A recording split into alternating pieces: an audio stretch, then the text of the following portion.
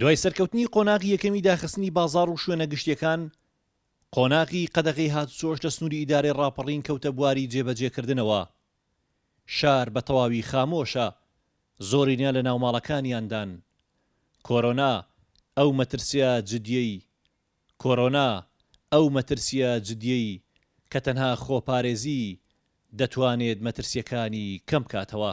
کۆبوونەوەیەکمان ئەنجام داوە بۆ ئامادەکاری بۆ ئەوەی لەم شەو کاتژمێر 12ەوە قەدەغەکردنی هاتوچۆ لە سەرجەم شار و شارۆچکەکان لە هەردوو قەزای پشدەر و ڕانیە لە سنووری ڕاپەڕین دەکەوێتە بواری جێبەجێبکردن. بەوردی چاودێری شەقامەکانی ناو شار دەکرێت. هێزەمنیەکان لە زۆرینەی شەقامەکان بڵاوەیان پێکراوە. ئامانجی ئەوان جێبەجێکردنی ڕێنماییەکانە و ئەو هاوڵاتیانەشی سەرپێچی دەکەن سزا دەدرێن.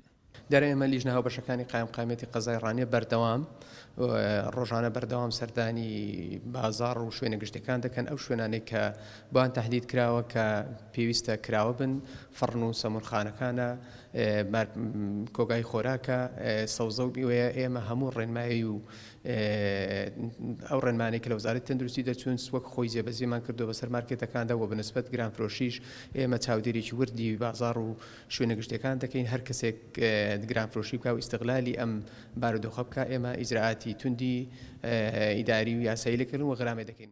لەگەڵ دەستپێکی قەدەغەی هاتوچۆ، بەڕێوەبەری گشتی تەندروستی ڕاپەڕینیش قۆناغێکی تری پشکنین و کاری لیژنەکانی تەندروستی ڕاگەیاند.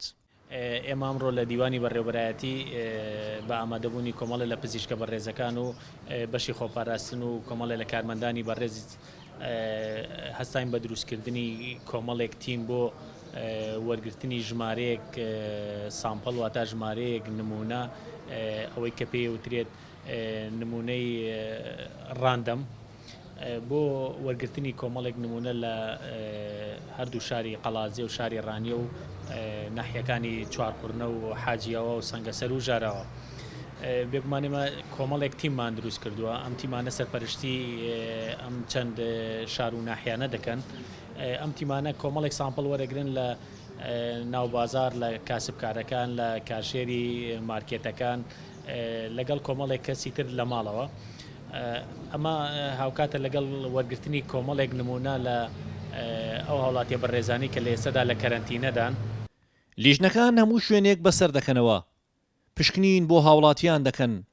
هەمووان گەورە و بچووک سامپڵیان لێوەردەگیرێت و لە 24 سەعاتیشدا ئەنجامەکەیان پێڕادەگەێنرێت.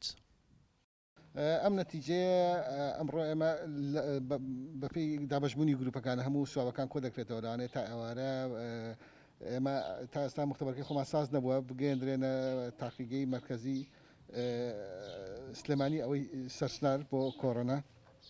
لەوانەیە لە ماوەی 48 ساعاتی داهاتوودا ئەو سامپڵانی کە ئێمە وەرگرتووە نەتیجەکانی دەرچێت.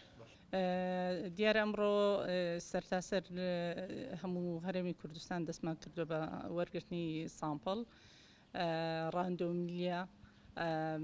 ئەو شوێنانەی زیاتر کۆنتاکتیان هەیە لەگەڵ خەڵکدا، بە نمونە شوێنە قەرەباڵغیەکان وەکو مارکێت، ئەو مارکێتانەی کە زۆر قەرەباڵخن و هەروە ئەو کەسانەی کە زۆر لەگە خەڵکدا کۆ دەبنەوە، بۆ نمونە یان خەڵک زیاتر دەبینن وەک ئیدارەی ڕاپەڕین. ئێمە داواکاری ئەومان هەیە لە پێناو پاراستن و سەلامەتی هەموو مەسەلەن خەڵک بەڕاستی هەموو هاوڵاتیان پابەندی ڕێنمایە تەندروستیەکان بن، بە نەهاتنە دەرەوە و بە نەبوونی عیلاقە لەگەڵ خەڵکی تر و هەروەها ئەو ڕێنمایانە هەمووی لە بەرژەوەندی خەڵکە بە نەمانی پەیوەندی لە نێوان خەڵکدا یان مەسەلەن پسرانی ئەو پەیوەندیانە ئەو ڤایرۆسە کۆتایی پێدێت. لە ئیدارەی ڕاپەڕین تەواوەکو سەعات 12 شەوی 23 ئادار قەدەغەی هاتوچۆ درێژەی دەبێت. لایەنە پەیوەندیدارەکان هەموو ڕێکاریەکەیان گرتۆتە بەر.